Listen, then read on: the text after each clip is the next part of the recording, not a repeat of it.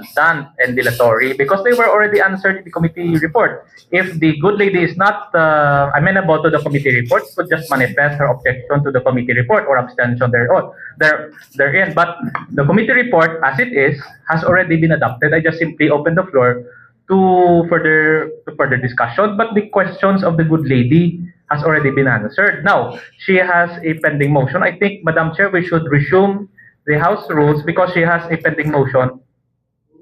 She has a pending motion to defer.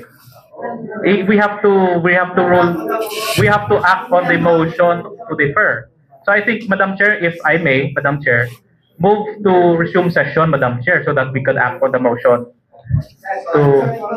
But before that, can I ask also the city legal office to put the legal opinion in writing just for official records lang sa secretariat? Thank you.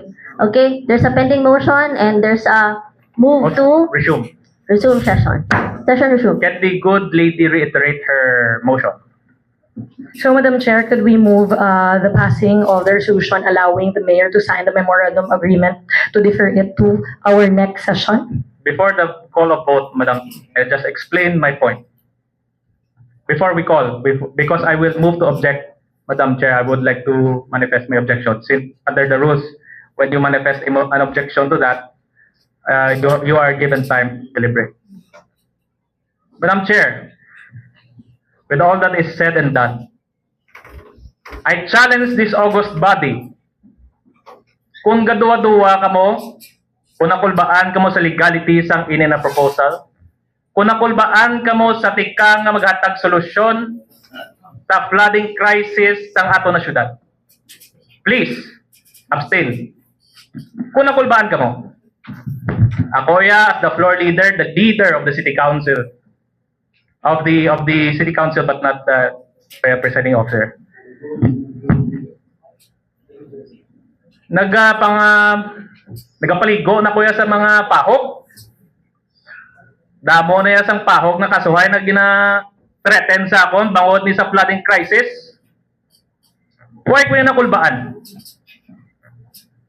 Gapanindugan ako para sa mga Ilonggo, bisan kanon ko pa ang bala. Bisan damo patrols, bisan damo pa mamulay sa akon, manindugan ako di. And I challenge all my colleagues, if you are afraid to stand behind the Ilonggo people, abstain! Madam Chair, I would like to manifest my objection. Let's call a vote on this particular. Madam Chair, may manifestation po. There's a division. No, Madam Chair. But before I move for the division, yes, last, Councilor Mabito. Well, Madam Chair, again, I am not against the intent of this MOA. Ang against kuya, kay ang City Council dapat hindi gina-shortcut, permi ang mga procedures, lalo na gid sa panghigdi, paghatag sa stenographic notes sa isa ka councilor. And second of all, Madam Chair, bago lang it was an urgent matter given wala pa kami sang kopya sang MOA, and para sa ako na sa city councilor, I need to understand this MOA before I say yes.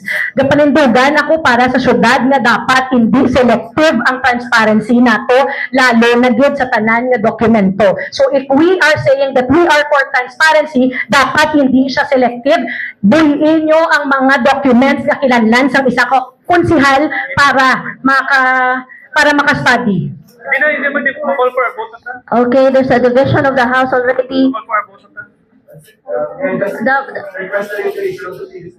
The motion is to defer this item All in favor. para sa next session. All in favor. For those in favor, please raise your hand.